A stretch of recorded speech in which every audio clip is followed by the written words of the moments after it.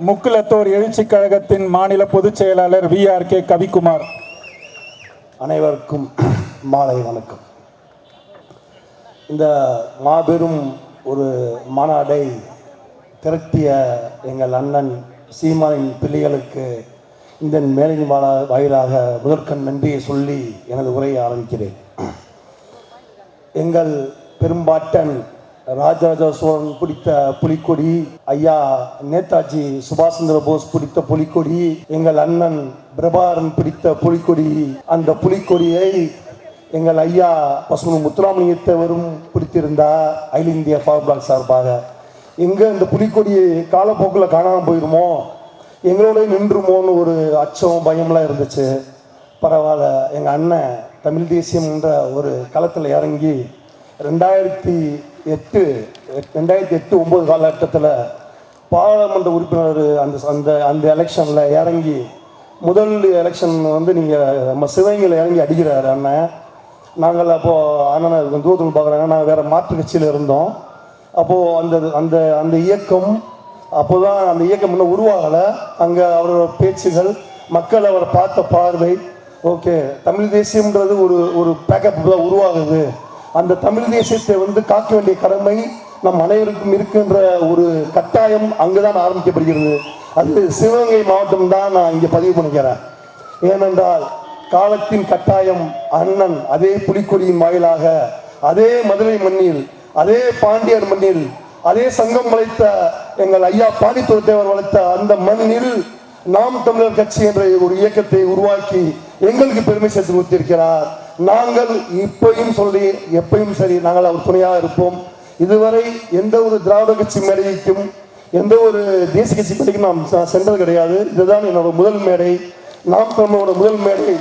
ஏனென்றால் நாம் தமிழர்கள் பிள்ளைகளை, அண்ணன் சின்ன பிள்ளைகளை அருமையான புலிக்குட்டிகளாக உருவாக்கி வைத்திருக்கிறார்.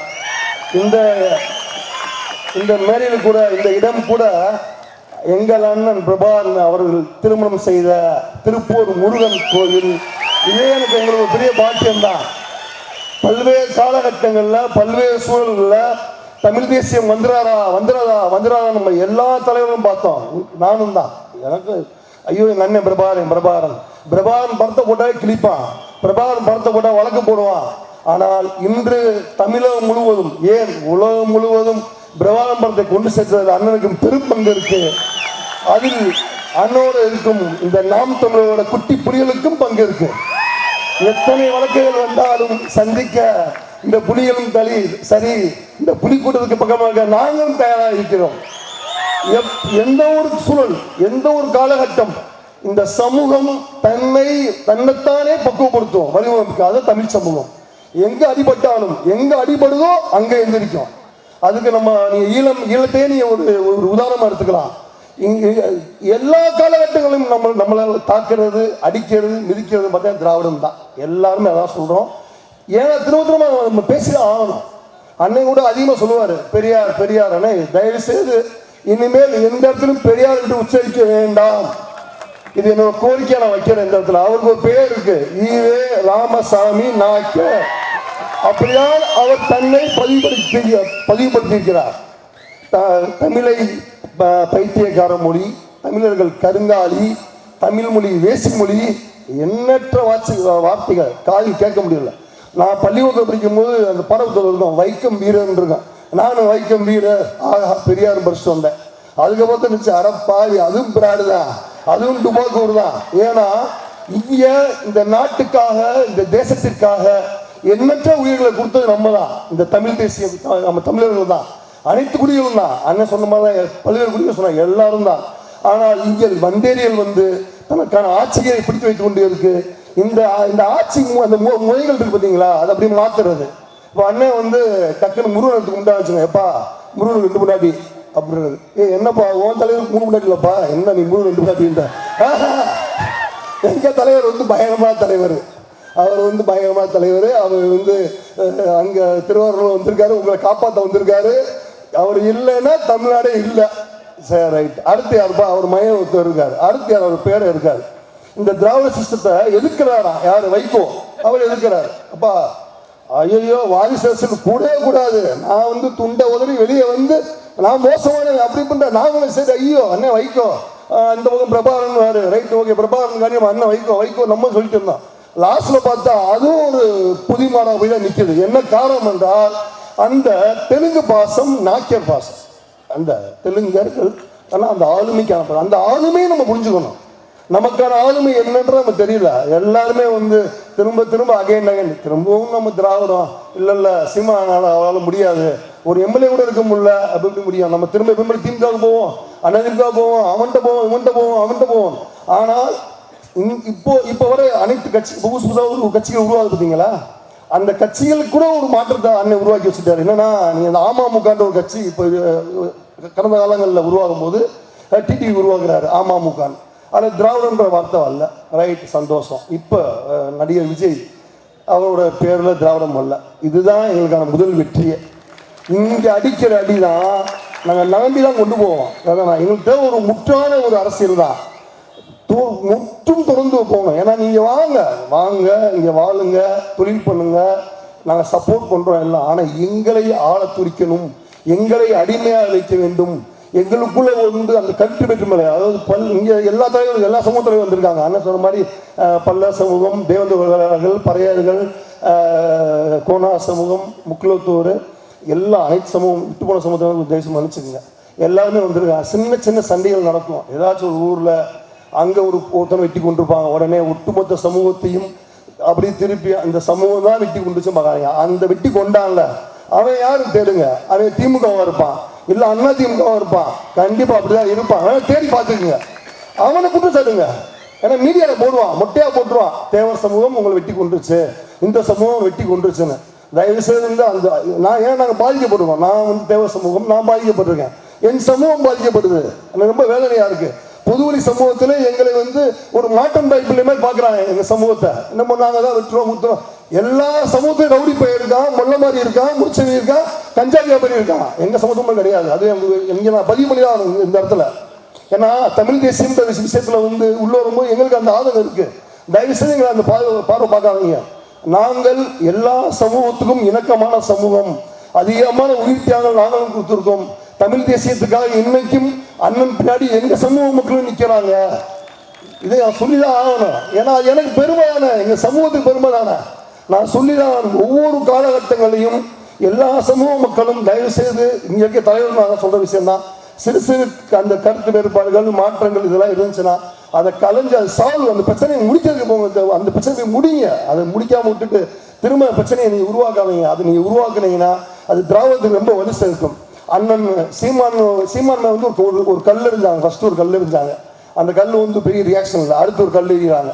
அவங்க அப்போ உத்து பார்க்குறான், என்னடா சீமானை அரெஸ்ட் பண்ணிட்டா என்ன செய்வான், இந்த பப்ளிக் என்ன செய்வான், இந்த நாம் தமிழர் அந்த கட்சிக்காரங்க என்ன செய்வான்னு பார்க்குறான். டக்குன்னு போய் ஒரு நோட்டீஸ் ஓட்டுறான், கிழிக்கிறான், ஒரு நாடகம், ஒரு ஹம்பக் பண்ணுறான். அன்று இரவு எல்லா மீடியாக்களும் ஒழித்து கொண்டே இருந்தது அந்த சீமான் பேரை. நாங்களும் நினைச்சேன், ஐயா தெரியாம தேடி வீட்டில் கையை வச்சுட்டாங்க, ஐயா மாட்டிக்கிட்டாங்க. அதே மாதிரி நடந்துருச்சு. இப்போ என்னன்னா அண்ணனை விட்டு போனாங்கல்ல, நாம் தமிழ்லேருந்து போனாங்கல்ல, அவங்க திரும்ப அகைன் அண்ணனுக்கு பாதுகாப்பாக வந்துட்டாங்க. யார் யார் அண்ணனுக்கு பாதுகாப்புல இருந்து வெளியேறி போனாங்களோ, ஐயோ இனிமேல் விடக்கூடாது, நம்மளுக்கு தலைவர் அவர் தான், தமிழ் தேசத்துக்கு அவர் தான் தலைவர்ன்ற ஒரு எண்ணத்தோட அந்த நாம் தமிழர் தம்பிகள் வந்துட்டாங்க. ரொம்ப மகிழ்ச்சி. எந்த காலத்தை கொண்டும் உங்கள் தலைவரை சிறு விஷயத்துக்கு விட்டு கொடுத்து போயிடாதீங்க. சின்ன விஷயங்கள் தான் உங்களை தோல்வியில் கொண்டு நிப்பாட்டிடுவாங்க. நீ நல்லா பாருங்க, திராவிட பாருங்களேன், அவன் ஊழல் பண்ணுவான், மொல்லமாய்த்தனம் பண்ணுவான், முடிச்சுத்தனம் எல்லாமே பண்ணுவான், விட்டே பார்க்க மாட்டாங்க. எங்கள் தலைவர் ரொம்ப நல்லவருப்பா, ஸ்டாலின் ரொம்ப நல்லவர், உதயநிதி ரொம்ப நல்லவர், உதயநிதி பேரை நல்லவருவான். ஏன்னா எல்லாம் இந்த சிஸ்டமேட்டிக் தான். இந்த சிஸ்டமேட்டிக்கை முதல்ல நீங்கள் உடைக்கணும்.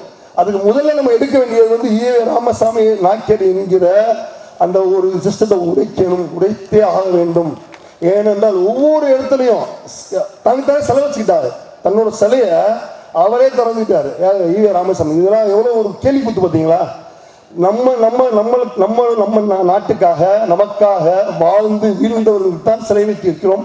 அந்த சிலையை கும்பிடுறோம், அதுவே மரியாதை செலுத்துறோம். உங்க போய் சிலைக்கு போகக்கூடாது, மாலை போடக்கூடாது, சிலை வைக்கக்கூடாது சொன்ன அந்த ஈவே ராமசாமி நாயக்கர் தனக்குத்தானே சிலை வைத்து அந்த சிலையை திறந்து அழகு பார்த்தார். அந்த சிஸ்டம் தான் ஊரில் இருக்க ஃபுல்லாக கருணாநிதி சிலையாக வைக்கிறது, ஜெயலலிதா சிலையாக வைக்கிறது. இந்த சிலைக்கு வரலாறே இருக்காது. அவங்க என்ன பண்ணாங்க, எந்த ஒரு வரலாறுமே இருக்காது. இது வந்து அடுத்த ஒரு ஜென்ரேஷன் என்ன நினைப்பா, ஓ கருணாநிதி ஃப்ரீடம் ஃபைட்டர், ஜெயலலிதா ஒரு ஃப்ரீடம் ஃபைட்டர், இப்படி ஒரு கதையை கட்டிட்டான். ஈவே ராமசாமி ஒரு சோத போராட்ட ஒரு கதையை கட்டி வச்சிருக்கான். பாட புத்தகங்கள் இருக்கு, அரசு கெஜெட்ல எழுதி வச்சிருக்கான். அப்ப எதை நோக்கி போயிட்டு இருக்க சமூகம், எதை நோக்கி நம்ம பார்த்துருக்கோம், அந்த குரல் நம் குரலாக எதிர்க்க வேண்டிய குரல் நம்ம குரலாக பார்த்து வெடிச்சு பார்த்துருக்க கூடாது. மதுரையில் மீன் சிலை அங்க வைக்கப்படுது ரயில்வே ஜங்ஷன்ல. அந்த மீன் சிலையை வந்து எடுக்கணும் நோக்கோட முதல் முறையை அதை அசைச்சு பார்க்குறான். மீன் சிலையை எடுக்கப்படுது. அந்த மீன் சிலையை எடுத்ததுக்கு ஒரு போராட்டத்தை வந்து திருமணத்தோடு அந்த போராட்டத்தை முன்னெடுப்பு பண்றாரு. எங்களுக்கெல்லாம் அழைப்பு வருது, அனைத்து தமிழ் குடிகளும் போய் கலந்துக்கிறோம். திரும்ப நீதிமன்றம் போறாரு, போராட்டம் அப்படியே போறாரு. அப்புறம் அவன் சொல்றான், இங்க வச்சுக்கோங்க, அங்க வச்சுக்கோங்க, என் முன்னாடி வச்சா இங்க வச்சா மீன் சிலை நிக்காதா, ஏன்பா இருந்த சிலையை வைக்க ஒன்றும் பிரச்சனை, ஆனா பெரியார் சிலையை வைக்க, ஈவே ராமசாமி சிலையை வைக்கலாம், அந்த பஸ் ஸ்டாப் ஈவே ராமசாமி பேரை வைக்கலாம், போர்டு வைக்கலாம், அதெல்லாம் வந்து பயங்கர குத்தமாயிரும். ஆனால் மீன் சிலை வைக்க கூடாது. நான் கூட பார்த்தேன், யார் ஒரு இயக்கம் வச்சிருக்காரு பண்றாரு, நம்மளும் அவர் டிராவல் பண்றோம், இப்போ வரையும் போயிட்டு இருக்கோம். லாஸ்ட்ல பார்த்தா அவரும் நாம் தமிழர்லேருந்து வந்த ஒரு சீரிய தொண்டர். அவரும் கடைசியில் திரும்ப இங்கே உள்ள வராரு. அப்போ அண்ணன் சரியான பிள்ளைகளை தான் உருவாக்கி வைத்திருக்கிறார், சரியான நபர்களை தான் வெளியேற்றிருக்கிறார். அந்த மக்கள் எப்பயுமே அண்ணனுக்கு பகவாமா இருக்கும் தான் என்னோட வேண்டுகோள். வருகின்ற காலங்கள் நமக்கான காலங்களாக வர வேண்டும். நான் இந்த மாதிரி நான் சொல்லிக்கிறேன். குறைஞ்சபட்சம் இங்கே வாக்குன்றது தான் ஒரு பெரிய ஆயுதம். வாக்குன்ற ஆயுதத்தை விட்டு தான் இங்கே தோற்று போய் நிற்கிறோம். ஒவ்வொரு வாக்கும் ஆயுதம். ஏன்னா நம்ம மக்கள், அவன் சாமானிய மக்கள் இருக்காங்க, அந்த மிடில் கிளாஸ், அவன் வந்து ரொம்ப பெருசாலாம் பார்க்க மாட்டான்.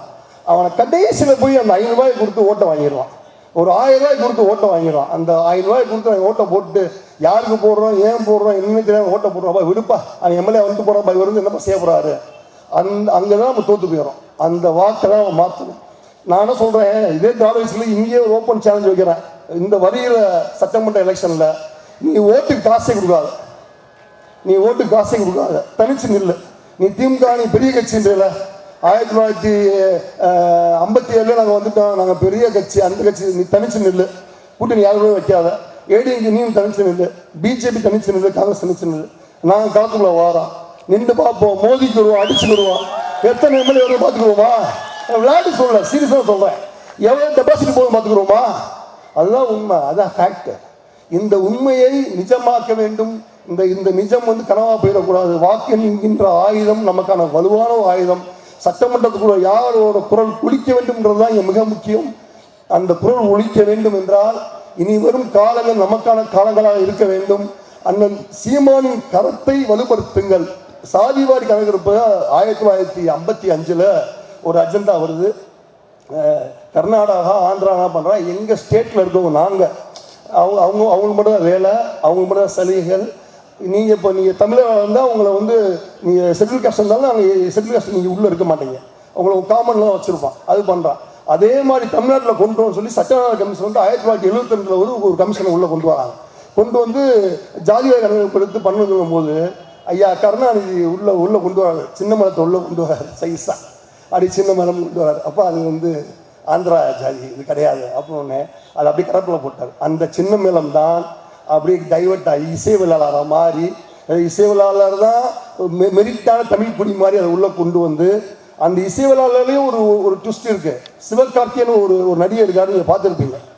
எண்ணற்ற தமிழ் நடிகர் இருக்காங்க, அவங்களை தூக்கிட கூட இங்கே ஆள் கிடையாது தமிழ் சினிமாவில். அண்ணனுக்கே தெரியும், ஏன்னா அண்ணா அதுலேருந்து வந்தது, அவரோட வழிகள் என்ன தெரியும். ஆனால் அதே தமிழ் சினிமாக்களில் திராவிட சிஸ்டம் உள்ளே உட்காந்துக்கிட்டு அவன் ஃபுல்லாக வெளியே வருவான். அவன் ஃபுல்லாக வெளியே வந்து யாருக்கு தான் அனுப்பான், நம்மளுக்கு தான் அனுப்பான். அவனை ஃபுல்லாக நீங்கள் ஸ்கேன் பண்ணி பாருங்களேன், எல்லாமே தெலுங்கராக தான் இருப்பான். தெலுங்கர், கன்னடம், தெலுங்கு இப்படி தான் இருப்பான். ஏன்னா உங்களை வந்து வெளியே வந்து நீங்கள் தமிழர் சொன்னால் அவனுக்கு அந்த உச்சகட்ட கோபம் வந்துடும். தமிழர், ஐயோ தமிழர்லாம் விடக்கூடாது. இந்த கோபத்தை நாம் வாக்காக மாற்ற வேண்டும். நம்மோட அந்த அடி இருக்குல்ல, திரும்ப அடிக்கிற அடி, அது வாக்கின் மூலமாக மட்டும்தான் அடிக்க முடியும். நாம் என்னைக்கு இந்த அதிகாரத்தை கைப்பற்றுகிறோமோ அதான் தமிழருக்கான உண்மையான விடுதலை. ஏன்னா நம்ம திராவிடத்தோட அடிமையாக இருக்கோம். அந்த அடிமை அது எப்படா வெளியேறுவோம்னு எல்லாம் கதைட்டு தான் இருக்கோம். எல்லாமே காத்துக்கிட்டு இருக்கோம். இங்க இருக்கிற மக்களுங்கள எல்லா மக்களும் தான். ஏன்னா அவ்வளவு வேதனை வழிகள் ஃபுல்லாக கஞ்சா, சாராயம், பிராந்தி கடை, முக்கு பிராந்தி கடை எல்லாத்தையும் பிச்சைக்காரன் ஆகி வச்சிருக்கான். எல்லாத்தையும் பிச்சைக்காரன் ஆகி வச்சிருக்கான். 150 கொடுத்து பிச்சைக்காரன் எல்லா குடும்பங்களையும் கெடுத்து வச்சிருக்கான். படிக்கிறதே இல்லை பசங்க. இன்னைக்கு வர யங்ஸ்டர்ஸ் படிக்கிறதே கிடையாது. தவறான பாதையில் போயிட்டு இருக்கான். கஞ்சா, மது பழக்கம், போதை. நீங்க காவல்துறை சொன்னா கூட அது மேலே ஆக்ஷன் எடுக்க மாட்டான். உங்க மேலதான் ஆக்ஷன் எடுப்பான். ஏன்னா இவங்களோட சிஸ்டம் அப்படி வச்சிருக்கான். இவங்க வந்து எந்த காரணத்தோடும் அந்த மக்கள் தெளிவாகக்கூடாது, சாராய போதில் மயங்கி இருக்கிறோம் அப்படியே அதுலேயே அவங்க வச்சிருக்கணும். ஒரு சாராயம், ஒரு பிரியாணி, ஒரு குவார்டர், ஒரு பிரியாணி இப்படியே கொடுத்து இந்த மக்களை வந்து மட்டப்படுத்தி தமிழர்களை முட்டாள்கள் எவ்வளவோ எவ்வளோ இந்த தமிழில் வந்து எவ்வளோ கொடுத்துருக்கோம். நாங்கள் எவ்வளோ நாங்கள் தியாகம் பண்ணி ஏன்டா எங்களை போட்டு இன்னமும் போட்டு எங்களை போட்டு வதக்கிறீங்க. ஆனால் இதுதான் உங்களுக்கு இந்த இந்த இந்த ஆண்டு தான் உங்களுக்கு கடைசி ஆண்டு. 2025 தான் திராவிடத்துக்கான கடைசி முற்றுப்புள்ளி. இதோட திராவிடம் அண்ணன் சொன்னார், சூப்பர் சொன்னார், தொடர்ச்சி எரிஞ்சு சொன்னார். ஐயா மணிவேசன்னா இங்கே வந்திருக்காரு. அவரெல்லாம் வந்து சொல்லி பேசிக்கிட்டே இருக்கு, தொழில் போராட்டங்கள் பண்ணிகிட்டே இருக்காரு. எல்லாம் வலு போடுங்க, எல்லாம் கை சேருங்க, சேர மாட்டுறீங்களே. சும்மா ஃபேஸ்புக்கில் எழுதுற செகண்டில் அங்கே குமியணும், குமிஞ்சு அடிக்கணும், வேறு வழியே இல்லை. ஏன்னா இங்கே ஒரு மாற்றத்தை நம்ம உருவாக்க வேண்டிய ஒரு பெரிய கட்டாயம். பால் தாக்கரே பண்ணாரு பாருங்க மகாராஷ்டிராவில், அது மாதிரி நீங்கள் பண்ணி ஆகணும். நான் அண்ணன் சொன்ன விஷயம் அதுதான் திரும்பவும் இங்கே மேலே பதிவு பண்ணுற விஷயம்தான். நாம் அதிகமான எதிரிகளை வைத்திருக்கிறோம். திராவிடம் என்கிற வலுவான, ஏன்னா எல்லாம் ஒன்று சொல்லிடுவாங்க, எல்லாமே ஒன்று சொல்லுவாங்க. நீ பாருங்களேன், இவருக்கு அகென்ஸ்டா இப்போ இந்த இஷ்யூ வந்தப்போ எவ்வளோ பேர் வந்தா பாருங்க. அவன் ஃபுல்லாக வந்து நமக்கான எதிரி. அவனை ஃபுல்லாக நீங்கள் பார்த்துக்குங்க, அவனை ஃபுல்லாக நீங்கள் காலி போகணும். ஒருத்தன் கூட எம்எல்ஏ ஆகக்கூடாது, எம்பி ஆகக்கூடாது, எல்லாத்தையும் அடித்து தும்சம் பண்ணுங்க. நமக்கான வெற்றி, நமக்கான பயணம் தமிழ் தேசியமாக இருக்கும். நான் என் சமூகம் சார்ந்த தமிழ் தேசிய அரசியல் தான் நான் முன்னோக்கி கொண்டு போய்கிட்டு இருக்கேன். இப்போ வரைக்கும் எந்த ஒரு காலகட்டத்திலையும் அண்ணன் சீமானுக்கு துணையாக இருப்போம் என்று இந்த மேடையின் வாயிலாக சொல்லிக் கொள்கிறேன். முக்கியத்துவ சமூக மக்கள் எந்த காரணத்தை கொண்டும் அண்ணன் சீமானை வெறுக்க மாட்டார்கள். சீமான் அண்ணன் அவர்களை ரொம்பவும் விரும்பும் சமூகம் எங்கள் சமூகம். அது அண்ணனுக்கே தெரியும். சும்மா 1-2 பேர் அங்கங்கே விசில் அடிச்சுக்கிட்டு பண்ணியிருப்பாங்க, அதெல்லாம் அண்ணன் பெருசாக எடுத்துக்க வேணாம். அதெல்லாம் வந்து தண்ணி பிராசமாக அடிச்சுட்டு கலந்து போயிருங்க. எங்கள் அண்ணன் திருமாறன் வந்திருக்காரு, அவர் இன்னும் பயங்கரமாக பேசுவார்.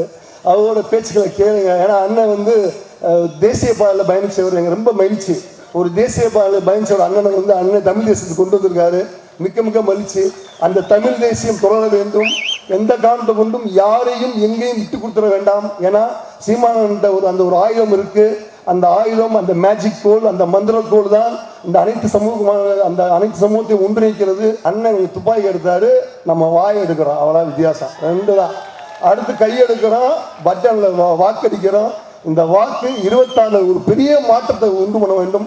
தமிழ்நாட்டில் நடக்க வேண்டியது அரசியல் மாற்றம். இந்தியாவே திரும்பி பார்க்க வேண்டும், அதுதான் முக்கியம். எந்த காரணத்தை கொண்டும் எங்கேயும் எந்த இடத்துலையும் அண்ணன் சீமானை விட்டு தர வேண்டாம் என்று சொல்றேன். சொல்லட்டும், எனக்கு பிடிக்கலப்பா, எனக்கு சீமானோட அரசியல் பிடிக்கல, எல்லாம் வச்சுக்க. அவர் தமிழர், அவர் நின்று தான் ஆகணும், அவர் கையை பிடிச்சிதான் ஆகணும், அவரை தூக்கி விட்டு தான் ஆகணும். ரைட்டானா? நமக்காக குரல் கொடுக்க முதல் மனிதராக அவர் போகட்டும். அவர் பின்னாடி நாம் எல்லாரும் செல்வோம். இந்த வாய்ப்பை வழங்கிய நாம் தமிழர் தோழர்களுக்கும் இங்கே இருக்கும் அனைத்து மக்களுக்கும் சகோதர சகோதரிகள் அனைவருக்கும் நன்றி சொல்லி, இந்த வாய்ப்பை வழங்கிய அனைவருக்கும் மீண்டும் ஒரு நன்றி சொல்லி, நன்றி, வணக்கம்.